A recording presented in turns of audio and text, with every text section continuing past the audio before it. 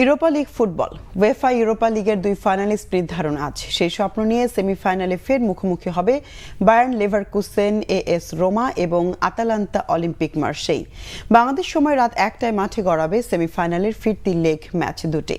German club লেভারকুসেনের ঘরের মাঠে আতিথেয়তা দিবে ইতালির রোমাকে। চলতি মৌসুমে বুন্দেসলিগা, ইউরোপা লিগ ও জার্মান কাপ তিনটি শিরোপায় হাতছানি দিচ্ছিল লেভারকুসেনকে। এর একটি বুন্দেসলিগা নিশ্চিত হয়ে গেছে আগেই। নিশ্চিত হয়েছে জার্মান কাপের ফাইনালও। এবার ইউরোপা লিগের ফাইনালে ওঠার পালা। স্বপ্ন পূরণের প্রথম পরীক্ষায় গত মৌসুমে রানার্স আপ রোমার মাঠে 2-1 জয় নিয়ে এগিয়ে লেভারকুসেন। 28 মিনিটে ফ্লোরেন ডিভর্জের গোলে এগিয়ে গিয়ে 73 মিনিটে রবার্ট আনক্রিটের লক্ষ্যভেদে ব্যবধান বাড়ায় 1988 সালের চ্যাম্পিয়নরা। এই জয়ে টানা অপরাজিত থাকার রেকর্ডটা 47 ম্যাচ নিয়ে গেছে লেভারকুসেন। ইউরোপা লিগের ফাইনালে ওঠালে তারা প্রতিপক্ষ হিসেবে ইতালির আরেক ক্লাব আতালান্তা কিংবা ফ্রান্সের অলিম্পিক মার্সেইকে পাবে। একই দিনে ফ্রান্সে দুই দলের প্রথম লেগ সেমিফাইনাল লড়াই 1-1 সমতায় শেষ হয়। আজ আতালান্তার মাঠে হবে ফিরতি লেগ সেমিফাইনাল।